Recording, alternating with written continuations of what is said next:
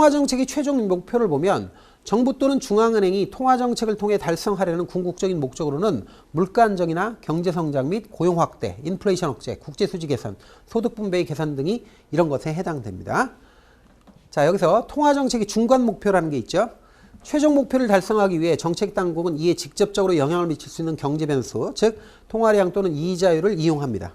중간 목표를 정해서요. 이자율 목표 정책이라는 게 있고 이제 통화량 목표 정책이라는 게 있어요. 이자율 목표 정책은 이자율은 R%로 고정시키면서 LM 곡선은 수평으로 나타나게끔 하는 거예요. 그 다음에 통화량 목표 정책은 통화량이 M으로 고정되면 통화량을 일정하게 고정시키는 거예요. 그럼 LM 곡선은 양의 기울기를 가지게 되는 거죠. 자, 그래서 이렇게 여기까지 보고요. 그 다음에 재화시장, 화폐시장의 교란과 관련된 내용을 보죠. 재화시장이나 화폐시장이 교란되면 그럼 어떤 정책을 취하느냐. 이거는 암기하셔야 돼, 나중에. 재화시장과 화폐시장의 안정성 여부에 따라서 이자율 목표 정책하고 통화량 목표 정책의 우월성이 결정되는데 앞에서 한번 보세요. 이자율 목표 정책하고 통화량 목표 정책이 있어요. 자, 요 두 개의 효용이 달라져요. 자, 그래서 이자율 목표 정책과 통화량 목표 정책의 우월성이 결정되는데 즉 충격이 어떤 시장에서 발생하느냐에 따라서 목표 정책의 효과가 달라져요. 만약에 실물 충격이 발생했다. 실물 충격이라는 건 재화시장에 영향을 주는 거예요. 생산물 시장. 그래서 이 IS 곡선에 영향을 주는 거죠. 재화시장의 균형이 IS 곡선이니까.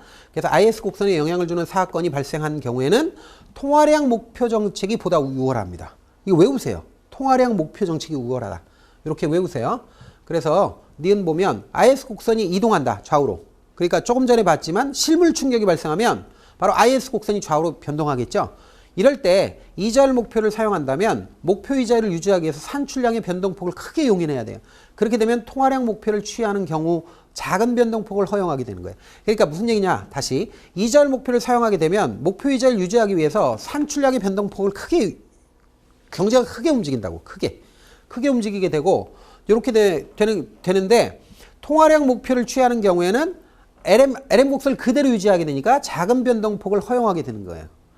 이 위에보다 작다는 거예요. 변동폭이. 그래서 안정성 측면에서 통화량 목표 정책이 더 우월하다. 그래서 이제 그림 하나가 나오는데 우리 교재에서 만약에 지금 IS 곡선이 이렇게 움직이는 실물 충격이 발생하잖아요. 그러면 이자율을 고정해주는 이자율 목표 정책을 취하잖아요. 그러면 이 변동폭이 여기서 만약에 이 IS 곡선이 이렇게 증가하거나 이렇게 감소했다 그러면 여기서 LM 곡선이 수평이다. 이렇게 해서 이자율 목표 정책을 취한다 그러면 여기서 Y4하고 여기서 만나는 게 Y3죠. Y3, Y4에서 움직인다는 거예요. 이렇게 크게 변동한다는 거죠.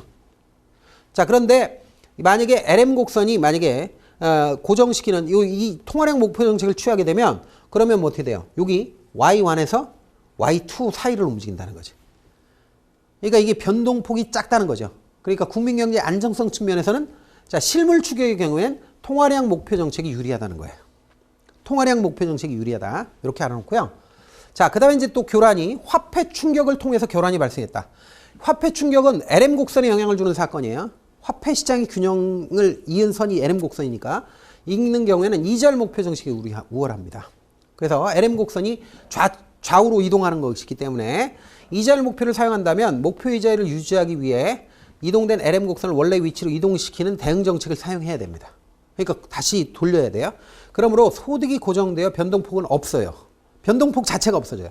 반면 통화량 목표 정책을 사용하는 경우에 교란에 의해서 이동된 LM 곡선을 그대로 유지하고 이자율 변동을 허용하기 때문에 그러므로 소득 변동폭이 크다는 거예요.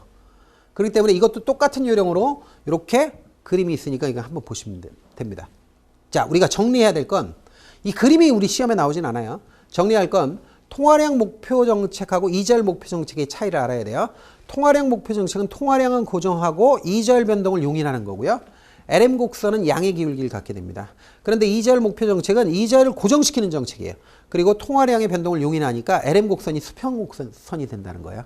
그래서 결론적으로 정부가 국민소득의 변동을 억제하고자 한다면 재화시장의 교란이 발생할 경우, 즉 실물 충격의 경우에, 이게 실물 충격의 경우에 IS 곡선을 이동하는 거니까 실물 충격의 경우에는 통화량 목표가 우월하고 화폐 시장의 교란이 발생했다. 즉 요거는 뭐예요? 화폐 시장 통화 충격이 있다. 화폐 충격이 있다. 그러니까 LM 곡선을 이동시키는 거예요. 요 교란이 발생할 경우에는 이자율 목표가 우월하다는 거예요. 이거 이해가 안 되면 그냥 암기하셔야 돼요. 아시겠죠? 그래서 요거 결론을 알아놓으시기 바랍니다. 자, 이렇게 해서 우리가 1장의 내용을 봤어요. 그러면 다음 시간에 우리가 2장의 이자율 결정과 기간 구조에 대해서 공부하도록 하겠습니다. 수고 많이 하셨습니다. 감사합니다.